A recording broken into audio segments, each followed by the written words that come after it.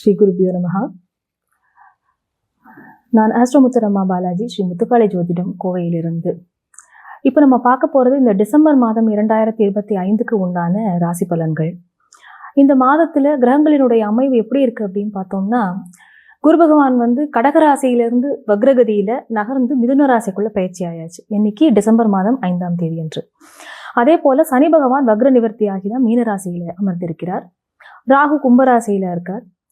விருச்சிக ராசிக்குள்ள சூரியன், செவ்வாய், சுக்கிரன் அப்படின்ற 3 கிரகங்கள் இருக்கு. புத பகவான் துலாம் ராசியில இருக்கார். சிம்ம ராசியில கேது பகவான். இந்த நிலையில இந்த மாதம் எந்தெந்த கிரகங்கள் அவங்களுடைய இடத்த மாத்திக்கிறது, நகர்றது அப்படின்னு பார்த்தோம்னா, 5/12/25 அன்று மிதுன ராசிக்குள்ள குரு பகவான் வக்ரமாக, 6ஆம் தேதி விருச்சிகத்திற்குள் புதன், 7ஆம் தேதி தனுர் ராசியில் செவ்வாய் பகவான், 15ஆம் தேதி தனுர் ராசிக்குள்ள சூரிய பகவான் பிரவேசம் பண்றார். ஏன்னா இது மார்கழி மாதம், தனுர் மாதம் அப்படின்னு சொல்றதுனால சூரியன் விருச்சிகத்துக்குள்ள இருந்து தனுர் ராசிக்குள்ள பிரவேசம் பண்ணுவார். அடுத்ததாக 20ஆம் தேதி அன்று தனுர் ராசிக்குள்ளே சுக்கிரனுடைய பிரவேசம், 29ஆம் தேதி அன்று தனுர் ராசிக்குள்ளே புத பகவானுடைய பிரவேசம். இப்ப கிரகங்களினுடைய அமைவு அப்படிங்கிறது இந்த மாதிரி தான் இருக்கு. இந்த நிலையில மேஷம் முதல் மீனம் வரை உள்ள அந்த 12 ராசி லக்னக்காரர்களுக்கும் இந்த கிரகங்களுடைய பிளேஸ்மெண்ட் என்ன மாதிரியான சுப அசுப பலன்களை தரும், எந்தெந்த விஷயங்களில் எல்லாம் நம்ம எச்சரிக்கையாக இருக்கணும் அப்படிங்கிறது நம்ம பார்க்கணும். இப்போ இந்த பொதுவாக இந்த டிசம்பர் மாதத்துல கிரகங்களினுடைய பெயர்ச்சி எப்படி இருக்குன்னு பார்த்தா, ஒரு கலப்பு பலன்களை தான் எல்லா ராசி லக்னங்களுக்குமே தரப்போறது. ஏன்னு கேட்டா, கிரகங்களினுடைய அந்த வக்ரகதியில நகர்றதோ இல்லை அவங்களுடைய அந்த ரெட்ரகேட் முடிஞ்சு ஃபார்வர்ட் மோஷன் அப்படிங்கிறதும், ஏற்கனவே இருந்த விருச்சிக ராசிக்குள்ள இருந்து தான் புதன் வக்ரமாகி துலாத்திற்குள்ள வந்திருக்கார். மறுபடியும் அவர் தன்னுடைய வக்ரம் நிவர்த்தியாகி அவர் விருச்சிக ராசிக்குள்ள போறார். அடுத்தது தனுர் ராசிக்குள்ள போறார். இந்த மாதிரி இந்த கிரகங்களினுடைய வக்ரம், அந்த வக்ர முடிவு, திருப்பி அவங்க ஃபார்வர்ட் மோஷன் போறது அப்படிங்கிறது எல்லாமே அந்த குறிப்பிட்ட கிரகங்களை தன்னுடைய ராசி லக்ன அதிபதிகளாக கொண்ட அந்த ராசிக்காரர்களுக்கு அது ரொம்ப ஒரு குரூஷியலான இது அப்படின்னு சொல்லலாம். ஏன்னா இப்ப புத பகவான் அவர் வக்ரமாகி இருக்கும் பொழுது மிதுன லக்னம், கன்னியா லக்னம் 2 பேருக்குமே அது பெருமளவுல ஒரு பாதிப்பை உண்டாக்கி இருக்கும். ஏன்னா அவங்களுடைய ராசி லக்ன அதிபதியே புத பகவான் தான். ஸோ இந்த மாதிரி தான் நம்ம இந்த கிரகங்களினுடைய பெயர்ச்சியவோ அவங்களுடைய அந்த நகர்வையோ நம்ம கணிச்சு பலன் அறிஞ்சுக்கிறதுக்கு எடுத்துக்கணும். இந்த நிலைமையில சனி பகவான் வக்ரமாக இருந்தது ரொம்ப நெகட்டிவ் எஃபெக்டை தான் நிறைய பேருக்கு கொடுத்துருக்கு. இப்ப அவருடைய வக்ர முடிவு நவம்பர் மாதம் நடந்தது அப்படிங்கிறது ஒரு பெரிய கிஃப்ட் அப்படின்னு நம்ம எடுத்துக்கலாம். அடுத்ததாக ராகு பகவானிற்கு குருவுடைய பார்வை மறுபடி கிடைக்கிறது. ஆனா அவர் வக்ரமாகத்தான் இருக்கிறார். இருந்தாலும் குருவுடைய அந்த ஒரு கண்ட்ரோல்ல ராகு பகவான் இருப்பார் அப்படிங்கிறத நம்ம எடுத்துக்கலாம். ராகு தரக்கூடிய பலன்களை குருவும் வக்ரமாக போகும் பொழுது அது எடுத்து கொடுக்கும் அப்படின்னு நம்ம எடுத்துக்கலாம். ஸோ இப்போ இத்தனை நாளா சனி பகவானுக்கு குருவினுடைய பார்வை இருந்தது, திரிகோணத்துல இருந்து இயக்கி கொண்டிருந்தார். இப்பொழுது ராகுவை திரிகோணத்திலிருந்து குரு பகவான் கண்ட்ரோல் பண்ணிட்டு இருப்பார். இதுதான் முக்கியமா நம்ம கவனிச்சுக்க வேண்டிய அம்சங்கள் அப்படின்னு இந்த மாதம் எடுத்துக்கலாம்.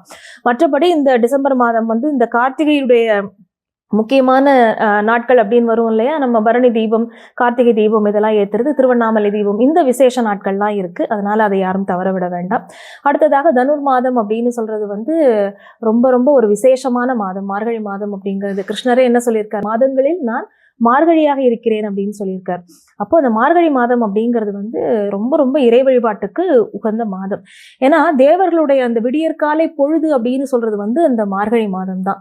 அதனால அந்த நம்ம பிரம்ம முகூர்த்த நேரம்னு சொல்லிட்டு டெய்லியே எடுத்துக்கிறோம் இல்லையா, அது மாதிரி தேவர்களுடைய உஷத்காலம் அப்படின்னு சொல்லக்கூடியது மார்கழி மாதம். அதனால அந்த நேரத்துல அதிகாலை அந்த 4:30-5 மணிக்குள்ள எழுந்து நீராடி நம்ம போய் இறைவனை வழிபாடு பண்றது, பெருமாளை சேவிக்கிறது அப்படிங்கிறது வாழ்க்கையில ரொம்ப நம்மளுடைய கர்ம வினைகளை கழித்து நல்ல விதமான ஒரு முன்னேற்றத்தையும், வாழ்க்கையில இருக்கக்கூடிய எல்லா நல்ல விதத்தையும், நல்ல விஷயங்களையும், சுபிக்ஷத்தையும் அள்ளி கொடுக்கும் அப்படிங்கிறது தான் நம்மளுடைய முன்னோர்களுடைய வாக்கு. அதனால இந்த மார்கழி மாதத்தை இந்த டிசம்பர் கடைசி வர அந்த 15 நாட்கள் அதை தவறாம பயன்படுத்திக்கோங்க. அடுத்து தொடர்ச்சியா மார்கழி முடிந்து தை மாதம், மகர சங்கராந்தி எல்லாமே விசேஷமான நாட்கள் தான். ஜனவரி மாதம், இந்த 2025 இந்த கடைசி மாதமான டிசம்பர் மாதம் நமக்கு என்ன சாதக பாதகங்களை தரப்போகிறது அப்படின்னு விரிவாக பார்க்கலாம்.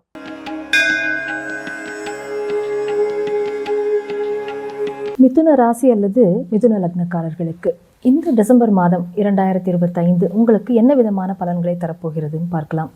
முதலில் உங்களுடைய ராசிநாதனுடைய வலு எப்படி இருக்கு? புத பகவான் உங்களுடைய லக்ன கேந்திரம், சதுர்கேந்திரம் அப்படின்னு சொல்லக்கூடிய 2 இடங்களுக்கு அவர் வந்து அதிபதியாகிறார்.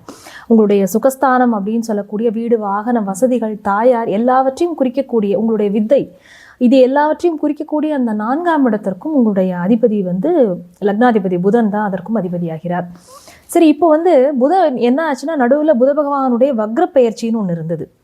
உங்களுக்கு துலாம் ராசியிலிருந்து விருச்சிகத்துக்குள்ள பெயர்ந்த புத பகவான் அங்கேயே வக்ரமாகி திருப்பி துலாம் ராசிக்குள்ள வக்ரத்திலேயே வந்து மறுபடியும் நேர்கதியில் அவருடைய பிரயாணம் ஆரம்பமாகிறது.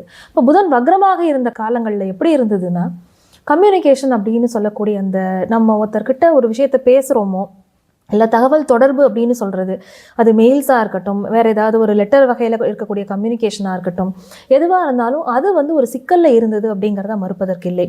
ஏன்னா புதன் வந்து பொதுவாகவே எழுத்து, வித்தை இதெல்லாம் குறிக்கக்கூடியவர். தகவல் தொடர்பு இதற்கெல்லாம் புதன் தான் அதிபதி. அப்போ அந்த பப்ளிஷிங் மீடியாவில் இருக்கிறவங்க, மற்றபடி மக்களுடன் கலந்து உரையாடி கொண்டு அந்த மாதிரியான ஒரு வேலையில் இருக்கிறவங்க, இவங்க எல்லாருக்குமே கொஞ்சம் சிக்கலாக தான் இருந்தது. ஒரு டாக்குமெண்ட்டு கூட நம்மளோட பேரில் வந்து ஏதாவது ஒரு இதுக்கு பதிவு பண்ணுறோம் அப்படின்னா அதில் பேரில் கரெக்ஷன், அந்த உங்களுடைய அந்த பேசிக் டீட்டெயில்ஸ் எல்லாம் வந்து மிஸ்மேட்ச் ஆகிறது, இந்த மாதிரி நிறைய பிரச்சனைகள் இருந்திருக்கும். பொதுவாகவே புதன் வந்து வக்ரமாகும் போது இந்த மாதிரி சில சிக்கல்களை கொடுப்பது அப்படிங்கிறது வந்து இயல்பு தான். இப்போ அவர் அந்த வக்ரகதிங்கிறது மாறி அதுவும் நேர்கதியிலே அவர் வந்து அடுத்தவருடைய பிரயாணம் ஆரம்பிக்கிறது.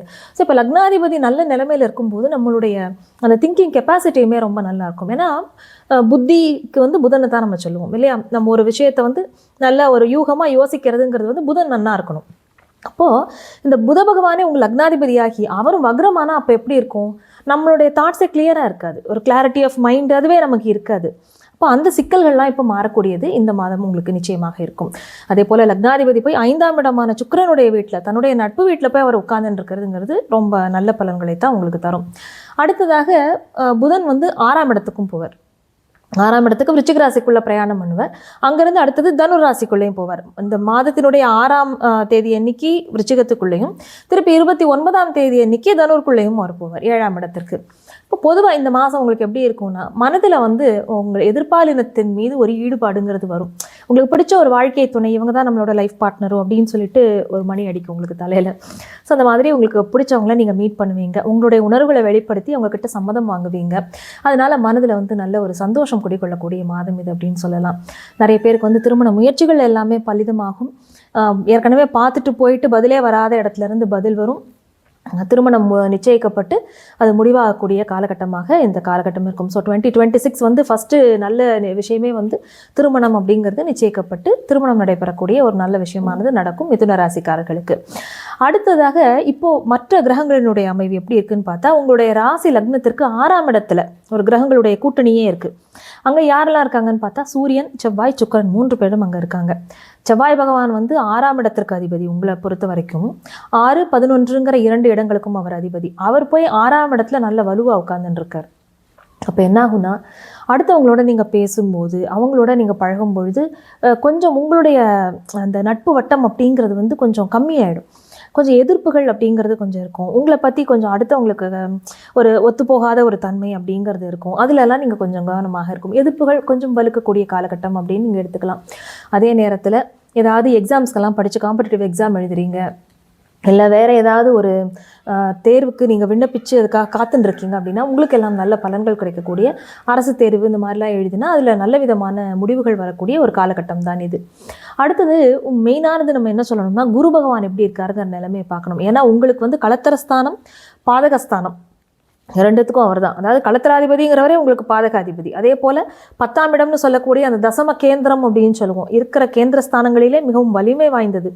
அந்த 10வது கேந்திரத்துக்கும் குரு பகவான் அதிபதி. அவர் லக்னத்தில் வந்து வக்ரமாகி இருக்கிறார். என்ன ஆகும்னா, தொழில் சம்பந்தமான விஷயங்களை நம்ம எடுக்க போகிற முயற்சிகள்லாம் முன்னுக்கு பின்னா நமக்கு வந்து ஒரு முடிவுகள் எடுப்போம். அது வெவ்வேறு மாதிரி அது வந்து நடக்கும். அதாவது நம்மளே வந்து ஒரு வேண்டாத முடிவை எடுத்துகிட்டு அதை பற்றி ஃபீல் பண்ணுறது அப்படிங்கிறது இன்னும் தெளிவாக சொல்லணும்னா, அப்போ என்ன செய்யணும்? எதிர்பார்த்த விஷயங்கள் வந்து மாற்றி பலன் கொடுக்கக்கூடிய காலகட்டம்னு சொல்லும்போது நியூ வெஞ்சர்ஸ் அப்படிங்கிறத இப்போ கை வைக்காதீங்க. புதுசாக இந்த மாதிரி ஒரு ஐடியாவை இப்போ தான் நான் அதில் போட போகிறேன், இந்த ஐடியாவை இப்போ தான் நான் இம்ப்ளிமெண்ட் பண்ணுறேன் என்னுடைய தொழில் இடத்துல அப்படிங்கிறப்போ அதை வந்து நல்ல ஒரு உங்களுக்கு வெல்விஷர் யாராவது இருந்தாங்கன்னா அவங்கக்கிட்ட கேட்டு ஒரு ஒப்பீனியன் என்னன்னு கேளுங்க. கொஞ்சம் டிஸ்கஸ் பண்ணிவிட்டு உங்களை ப்ராப்பராக கைட் பண்ணக்கூடியவர்கள் இருந்தார்னா அதை நீங்கள் பண்ணுறதுங்கிறது ரொம்ப ரொம்ப உத்தமம். ஏன்னா பாதகாதிபதி வந்து லக்னத்தில் உட்காந்து வக்ரமும் பெற்று இருக்கும் பொழுது கொஞ்சம் அந்த நிதானிச்சு தான் எந்த ஒரு முடிவை எடுக்கணும் அப்படிங்கிறது தான் நடைமுறைக்கு ஒத்து வரக்கூடிய விஷயம். அதில் ரொம்ப ரொம்ப கவனமாக இருங்க. அதே மாதிரி திருமண முயற்சி நம்ம சொன்னோம் இல்லையா, அந்த திருமண முயற்சிகள் செய்யும் போதும் முடிவுகள் எடுக்கும் பொழுதும் நிதானித்து எடுப்பது அப்படிங்கிறது நல்லது. இந்த குருவுடைய வக்ரம் எத்தனை நாள் இருக்கும் அப்படின்னு கேட்டால் மார்ச் 11ஆம் தேதி வரை அவர் வக்ரமாகவே தான் மிதுன ராசிக்குள்ளே இருக்கார். அவருடைய பார்வை பலத்தினால் அவர் நிறைய நன்மைகள் பண்ணினால் கூட உங்களுக்கு அவர் என்னவா இருக்கார் அப்படிங்கிறது தான் அங்கே மெயினான விஷயம். இப்போ அந்த கிரகம் நமக்கு என்னவா பலன் கொடுக்கும், நட்பாக இருக்கிறதா, நமக்கு பகையாக இருக்கிறதா, நமக்கு பாதகத்தை செய்யக்கூடியதா அப்படிங்கிறத அனலைஸ் பண்ணி தான் நம்ம பலன்கள் எடுத்துக்கணும். இப்போ களத்திரஸ்தானத்திற்கு உண்டானதுங்கும் போது என்ன ஆகும்னா கணவன் மனைவி உறவில் வந்து ரொம்ப சிக்கல்கள் வரும். நீங்கள் ஒன்று சொல்ல அவங்க ஒன்று புரிஞ்சுக்க, அதே மாதிரி அவங்க எடுக்கக்கூடிய சில முடிவுகளோ நீங்கள் எடுக்கக்கூடிய முடிவுகளோ ஒருத்தருக்கு ஒத்து போகாமல் இருக்கிறது, இந்த மாதிரியான சிக்கல்கள்லாம் வரும். அதனால் அதில் கொஞ்சம் நிதானிச்சு முடிவு பண்ணுறது நல்லது. இதே தான் மறுமணம்னு முயற்சி பண்ணுறவங்களுக்கும் இதே தான். அதனால் இப்போ நீங்கள் ஒரு விஷயத்தை எடுத்துட்டீங்க அப்படின்னா ஒரு 3 மாதம் டைம் எடுத்துக்கோங்க. டுவர்ட்ஸ் மார்ச் அதை பற்றி நீங்கள் முடிவு பண்ணீங்க அப்படின்னா நல்லாயிருக்கும். அடுத்து வரக்கூடிய காலகட்டம் இன்னுமே ரொம்ப அருமையாக அமையும் உங்களுக்கு. ஏன்னா அடுத்து வரக்கூடிய இந்த குரு பயிற்சி எப்பயுமே பாதகாதிபதி லக்னத்தில் வந்து உட்காரும்போது உடம்பையுமே வந்து கொஞ்சம் ஒரு கஷ்டத்தை அது கொடுக்க தான் கொடுக்கும், இல்லைன்னு சொல்லலை. ஏன்னா அவர் வந்து உங்களுக்கு ஜென்ம குருவாக மாறி உட்கார்றார். அப்போ என்ன பண்ணும், நம்மளை கட்டி போட்ட மாதிரி அந்த இடத்துல வைக்கும். நமக்கு வந்து இதை விட்டு எப்படா வெளியில் வருவோங்கிற மாதிரியான ஒரு ப்ரெஷரை கொடுக்கும். பாதகம்னு சொல்லக்கூடியது அதுதான். நல்லது செய்கிற மாதிரி செஞ்சு இதை விட்டு எப்படா வெளியில் எஸ்கேப் ஆகி ஓடுவோங்கிற நிலைமைக்கு நம்மளை கொண்டு வந்து விடும். அதுதான், அது எந்த கிரகமாக இருந்தாலும் அதைத்தான் பண்ணும். அப்போ அதில் நமக்கு ஒரு விஷயம் நடக்கிறதுனா நம்மளோட தசாபுக்தி என்னங்கிறத ரொம்ப ரொம்ப முக்கியமாக நீங்கள் பார்த்துக்கணும். ஏன்னா இப்போ வந்து குருவும் இந்த மாதிரி அமைப்பில் இருந்து தசாபுக்தி அந்தரங்கள்லையும் குரு கனெக்ட் ஆனார் அப்படின்னா அப்போ ரொம்ப நீங்கள் நிதானமாக தான் இருக்கணும். உங்களோட ஜாதகத்தை முக்கிய முடிவுகள் எடுக்கும்போது உங்களுடைய ஜாதகத்தை வந்து அறையில் இருக்கக்கூடிய ஒரு அனுபவம் வாய்ந்த ஜோதிடத்தை காமிச்சு நீங்கள் முடிவுகள் எடுத்துக்கோங்க. முடிவுகள்ங்கிறது என்ன முக்கியமான முடிவு, ஒரு சொத்து வாங்குறது, இல்லை ஒரு நிலம் அந்த மாதிரி விற்கிறதோ, இல்லை நம்ம பேரில் ரெஜிஸ்ட்ரேஷன் பண்ணுறது, திருமண முயற்சிகள், உயர்கல்விக்காக வெளிநாடு போக போகிறேன், இல்லை ஒரு லோன் வாங்க போகிறேன், அந்த மாதிரியான முயற்சிகள். இப்போ கேட்ட இடத்துல உங்களுக்கு லோன் கிடைக்கும், அதில் பிரச்சனையே இருக்காது. ஏன்னா குரு பகவான் வந்து வக்ரகதியில் 5ஆம் தேதி அன்னைக்கு வக்ரகதியிலே தான் மிதுனத்துக்கு போகிறார். அதுக்குள்ளேயே இந்த விஷயங்களை செஞ்சு கொடுப்பார். அப்படி இல்லைன்னா அவர் வந்து மிதுனத்துக்குள்ளே போக விட்டும் கூட, ஏன்னா செவ்வாயும் நல்ல நிலைமையில் உட்கார்ந்துட்டு இருக்கும்போது அப்பயும் உங்களுக்கு வந்து இதற்கு உண்டான வேலைகளை அவர் செய்து கொடுப்பார். உழைப்பு நிறைய போடுவீங்க, நிறைய உழைப்பீங்க, ஆனால் அதற்கேற்ற பலன் இருக்கும் உங்களுக்கு கட்டாயமாக. ஏன்னா சனி பகவான் எங்கே உட்கார்ந்துட்டு இருக்கார், உங்களுடைய 10ஆம் இடமான தொழில் ஜீவனஸ்தானம்னு சொல்ல இடத்துல சனி பகவான் இருக்கார். இத்தனை நாளாக நவம்பர் 28ஆம் தேதி வரைக்குமே அவர் வக்ரகதியில் தான் இருந்தார். அப்போது அதுக்கு வந்து கொஞ்சம் முன்னுக்கு பின்னால் நமக்கு நடந்தது எதிர்பார்த்த மாதிரி இல்லை அப்படின்னு சொன்னால் கூட இனி வரக்கூடிய காலகட்டங்கள் என்னன்னா அதிக உழைப்பை போட்டு அதன் மூலமாக உங்களுக்கு லாபங்கள் கிடைக்கக்கூடியதாக அமையும். ஆனால் நமக்கு வரதா இல்லை எதிராளிக்கு போகிறதா அப்படிங்கிறத நீங்கள் கொஞ்சம் இது பண்ணணும். இந்த காலத்தில் நீங்கள் சட்ட சிக்கல்கள் எதுக்குள்ளேயும் நீங்கள் தலையிடாமல் இருக்கிறது நல்லது. அப்படி பண்ணினோம் அப்படின்னா அடுத்தவர்களுக்கு சாதகமாகவும் நமக்கு பாதகமாகவும் முடியக்கூடிய வாய்ப்புகள் இருக்குது. அதனால கொஞ்சம் கவனமாக இருக்கணும். மற்றபடி தகப்பனாருடைய ஆரோக்கியம் இதிலெல்லாம் இருந்து சின்ன சின்ன தொந்தரவுகள் கூட இனி காலத்தில் மறையக்கூடிய வாய்ப்புகள் இருக்குது. 9ஆம் இடத்துல இருக்கக்கூடிய ராகு, அதாவது உங்களுடைய அந்த காவல் தெய்வ வழிபாடுங்கிறத உங்கள் குடும்பத்தில் பண்ணிட்டு இருந்தீங்கன்னா அதை நல்லா எடுத்து பண்ணுங்கள். ரொம்ப அருமையாக அதோடைய பலன்கள் உங்களுக்கு நீங்கள் கண்கூட பார்ப்பீங்க. அடுத்ததாக நம்ம பொதுவாகவே நம்ம சொன்ன மாதிரி நம்மளுடைய தனஸ்தானம் எந்த மாதிரி இருக்குது அப்படின்னு பார்த்தோம்னா 2ஆம் இடத்துல இருக்கக்கூடிய குரு தான் இப்போ வக்ரமாகி லக்னத்துக்கு வரார். அவர் உங்களுக்கு யாராக இருக்க போகிறாருன்னா 7-10. அப்போ கூட்டாளிகள் மூலமாக நமக்கு ஏதாவது ஒரு வருமானம் வருதா, அடுத்து நம்மளுடைய தொழில் மூலமாக நமக்கு வருமானம் வருதா அப்படின்னா அதெல்லாம் ஓரளவு நீங்கள் சமாளித்து கொள்ளக்கூடிய காலகட்டம். ஆனால் வர்ற பணத்தை நீங்கள் வந்து டக்குன்னு எதுலையாவது கொண்டு பத்திரப்படுத்திக்கோங்க, இல்லாட்டி உங்கள் கையை விட்டு அந்த பணம் கரைஞ்சுட்டே தான் இருக்கும். அதில் கொஞ்சம் கவனமாக இருக்கணும். பூர்வீக சொத்துலாம் இருந்தது அப்படின்னா அதை வந்து நீங்கள் ஏதாவது விற்று பணமாக்கி கொள்ளணும் அப்படின்னா அதற்கு உண்டான முயற்சிகளை நீங்கள் பண்ணலாம். அது டிசம்பர் 5 தேதிக்கு மேலே அதெல்லாம் நீங்கள் பண்ண ஆரம்பிக்கும் போது நல்லபடியாக இருக்கும்.